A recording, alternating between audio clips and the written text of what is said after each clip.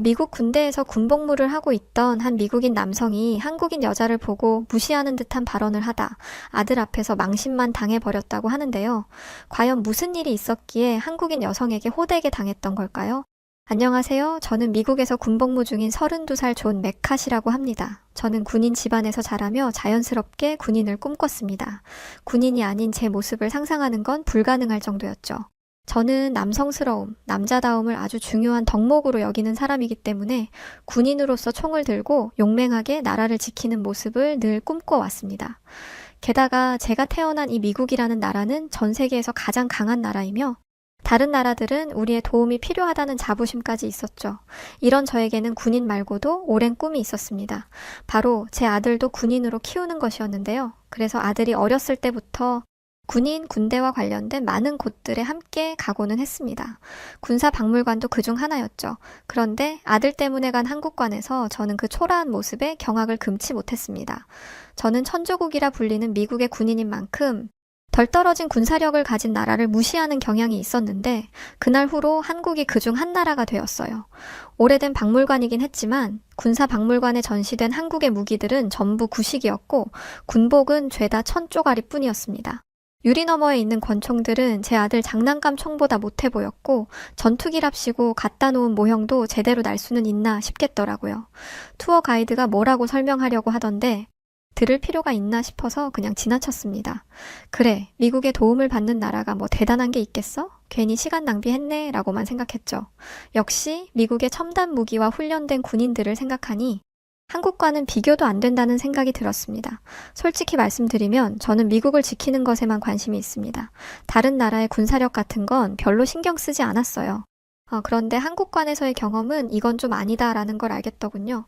시간이 흐르고 한국은 금세 제 기억 속에서 잊혀져 갔어요.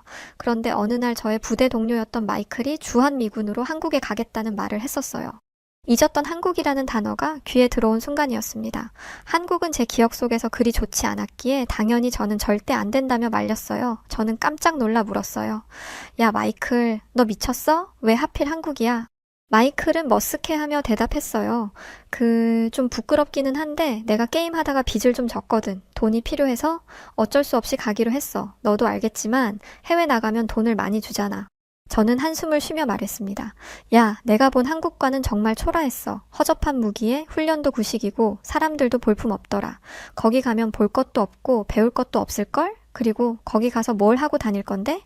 마이클은 고개를 푹 숙이며 말했어요. 에휴, 그래도 뭐 어쩌겠어. 미군 기지는 잘 되어 있다니까 가는 거지 뭐. 가서 연락할게. 그 모습을 보니 마이클이 정말 불쌍해 보이더라고요. 저는 그를 위로하며 말했습니다. 그래, 어차피 1년이면 온다며? 그동안 열심히 돈이나 모아 빨리 빚 갚고 돌아와. 마이클은 죽을 상을 하고 한국으로 떠났어요. 저는 그가 한국에서 얼마나 힘들게 지낼지 상상하며 안타까워했죠. 술이나 마시면서 시간 때우고 있겠지 싶었어요. 그런데 마이클이 한국에 도착하고 일주일 후 상상도 못할 일이 벌어졌습니다. 마이클에게 뜬금없이 영상통화가 왔길래 저는 그가 술에 절어서 전화라도 걸었을 줄 알았어요. 그런데 화면 속 마이클의 얼굴에는 기름때가 껴서 번들번들거리고 있었습니다. 얼마나 때깔이 좋은지 아주 잘 먹고 잘 사는 것 같더라고요. 마이클은 환하게 웃는 얼굴로 이렇게 말했습니다. 존, 여긴 정말 천국이야. 한국처럼 이렇게 멋지고 할 것이 많은 나라는 또 없을 거야. 밤이 이렇게 즐거운 나라가 또 있을까? 게다가 음식은 얼마나 맛있는지 알아? 존, 나는 잘 지내고 있으니까 걱정 마. 그리고 너도 기회 되면 꼭 와. 저는 어리둥절했어요. 제가 꿈을 꾸나 했습니다. 그리고 마이클에게 실망했습니다. 군인 입장에서 별 볼 일 없는 나라에 푹 빠진 마이클이 이해가 되지 않았거든요. 도대체 뭐가 그렇게 좋다는 거야? 라는 생각이 들었죠. 순간 한국에 푹 빠져서 떠드는 마이클에게 반감이 들어서 이렇게 말했습니다. 너 말대로 한국이 그렇게 대단한 나라라면 한국이 왜 우리의 도움을 받고 있는 건데? 저는 마이클이 움찔할 줄 알았는데 전혀 안 그러더라고요. 아, 그건 말이야. 저는 왜인지 제가 원하는 대답이 나올 것 같지 않아. 됐어. 끊어. 라고 말하며 전화를 끊어버렸습니다. 아무래도 저는 한국이 미국에 도움이 필요한 약한 국가이길 바랐던 것 같습니다. 왜냐하면 미국이 약한 나라를 도와주는 세계 유일무이한 강대국이 되려면 그만큼 약한 나라가 존재해야 하잖아요. 그런 와중에 TV를 보다가 우연히 제임스 맥콘빌 미국 육군 참모총장의 인터뷰를 보게 되었습니다. 그는 미국, 일본, 독일, 영국, 이탈리아, 태국 등에 주둔 중인 미군의 인적 자원 구성과 자유수호 의지에 대한 질문을 받고 있었죠. 맥콘빌 총장은 한국에 대한 이야기를 하고 있었습니다. 마이클과의 일이 있었다 보니 한국이라는 단어가 거슬리더라고요. 그런데 이어진 이야기를 들으니 화가 스멀스멀 올라오기 시작했습니다. 맥콘빌 총장은 인터뷰에서 이런 말을 하더군요. 현재 전 세계는 한국에 대해 크게 오해하고 있습니다.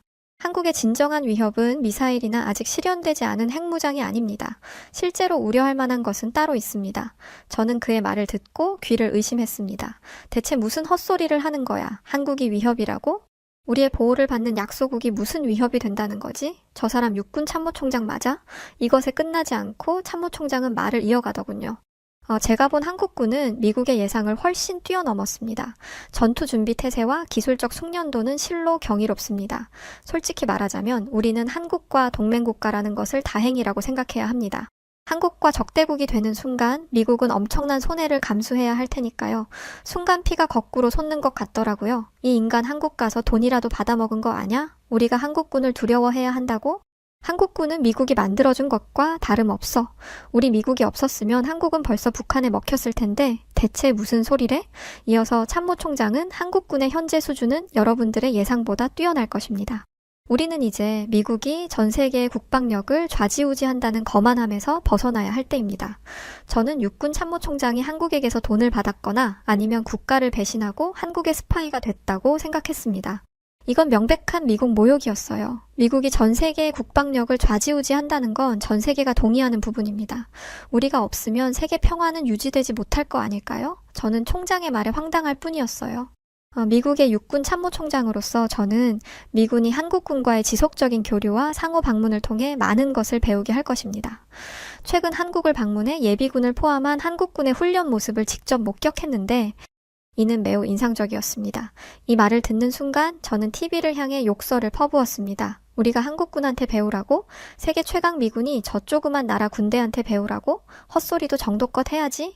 아무리 우리 미군 참모총장이라고 해도 이런 말을 인터뷰에서 쉽게 뱉어내고 있다니 정말 화가 치밀어 올라 견딜 수가 없었어요. 참모총장은 이런 말도 하더라고요.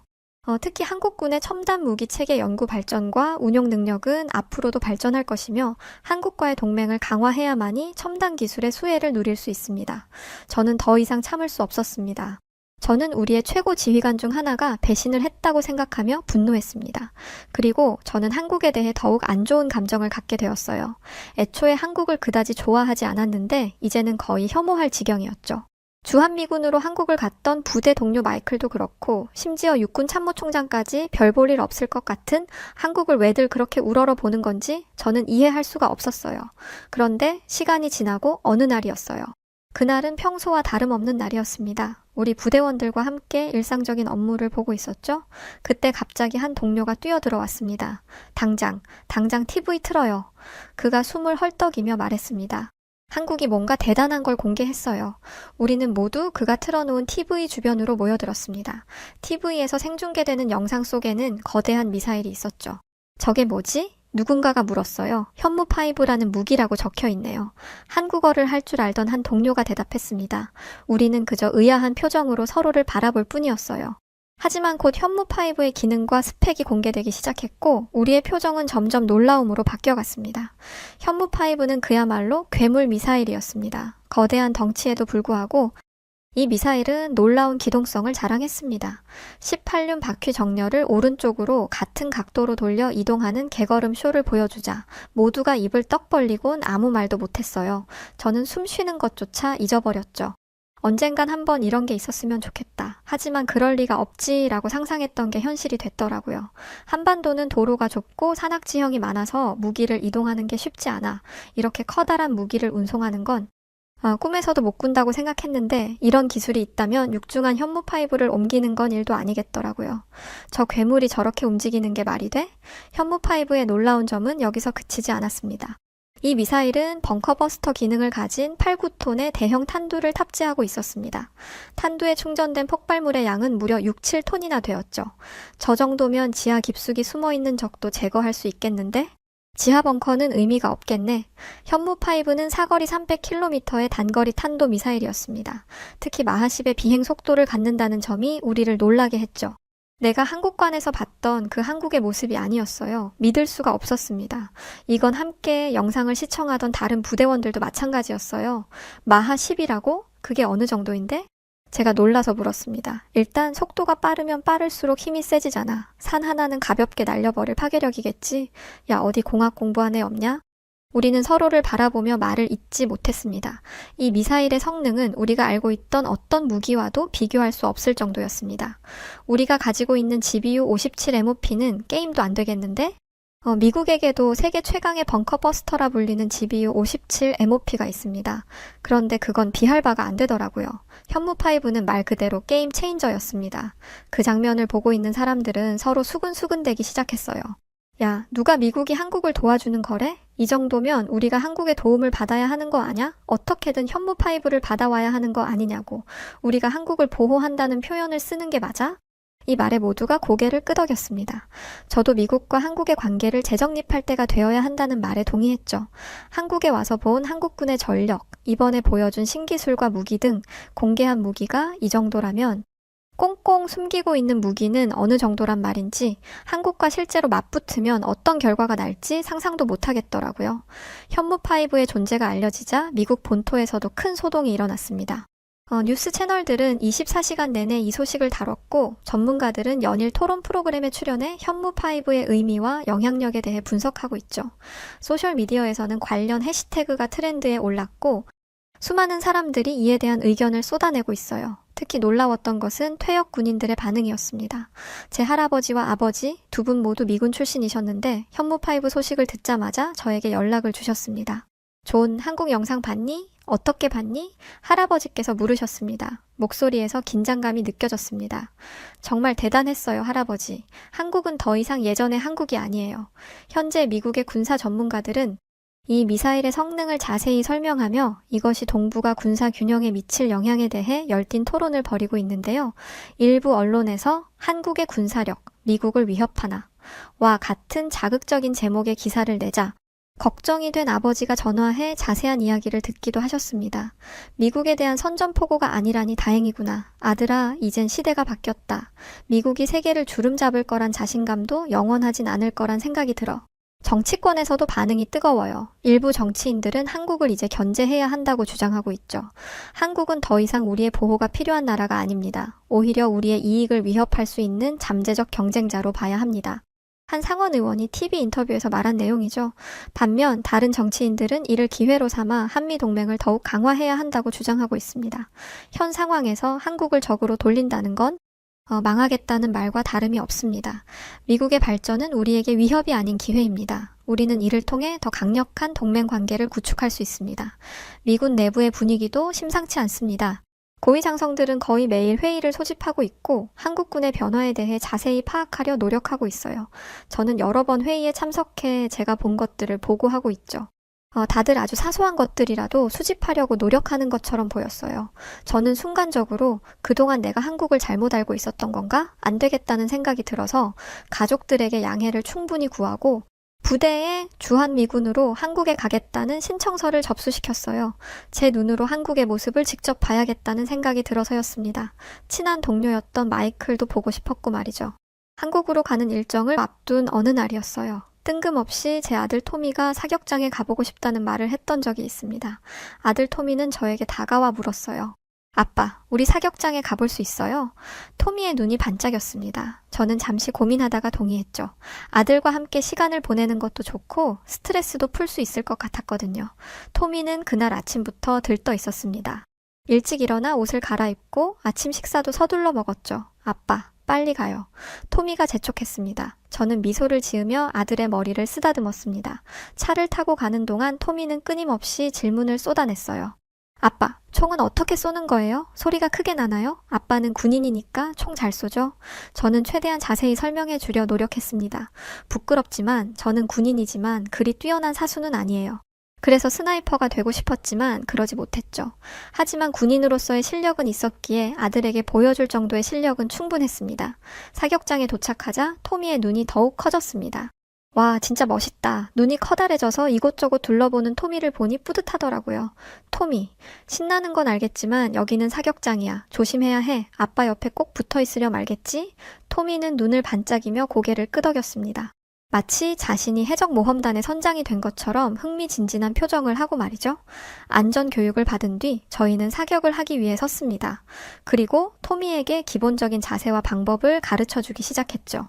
자, 이렇게 총을 잡고 천천히 숨을 내쉬면서 방아쇠를 당기는 거야. 그런데 그때였습니다. 탕 하는 소리와 함께 옆 사격대에서 총성이 울렸어요. 청각을 보호하는 헤드셋을 끼고 있었지만 경험이 없는 토미를 놀라게 하기엔 충분했죠. 옆을 보니 한 동양인 여성이 사격을 하고 있었습니다. 순간 짜증이 나더라고요. 사격장에서 사격하는 게 잘못된 일은 아니지만 아들이 깜짝 놀라는 모습을 보고 나니까 괜히 마음이 좋지 않았었어요. 여자가 여기 와서 뭘 한다는 거야. 집에 가서 살림이나 할 것이지. 총은 뭐 하러 들고 있어? 저는 여자가 남편을 따라 사격장에 구경이나 하러 왔을 거라고 생각했어요. 그런데 토미가 아빠, 저 사람 몇 점 맞췄어요? 라고 묻더라고요. 저는 당연히 별 볼 일 없는 점수일 거라고 생각했습니다. 그런데 흘끗 본 여자의 점수는 충격 그 자체였습니다. 명중이었어요. 제가 입을 벌린 채 보고 있자 동양인 여성은 저희를 힐끗 보더니 다시 한번 총을 들어 올렸습니다. 그녀는 빠르고 정확하게 연속 사격을 했고 관역의 중앙을 정확히 맞추었어요. 토미가 감탄하며 말했습니다. 아빠, 저 아줌마 정말 잘하네요. 아빠만큼 잘할 것 같아요. 그렇죠? 제 마음에 불편함이 가득했어요. 왜냐하면 저는 저 정도의 실력을 가지지 못했거든요. 그래서 애써 여자의 실력을 무시하며 깎아내리려 했습니다. 그래, 운이 좋았나 보구나. 저는 대충 얼버무리며 말했습니다. 그리고는 제 차례가 되어 사격을 시작했습니다. 하지만 긴장했는지 손이 떨려 제대로 맞추지 못했죠. 그때 옆에서 그 여성이 또 한 번 사격을 했고 결과는 역시 완벽했습니다. 저는 점점 더 초조해졌습니다. 대체 저 여자는 누구지? 어떻게 저렇게 잘 쏘는 거야? 슬슬 제 안에 있던 승부욕이 들끓기 시작했고 저는 혼자만의 싸움을 하기 시작했습니다. 여자는 모르는 저 혼자만의 싸움을요. 저는 여러 번 시도했지만 결과는 비슷했습니다. 어느새 아들 토미는 뒷전이었죠.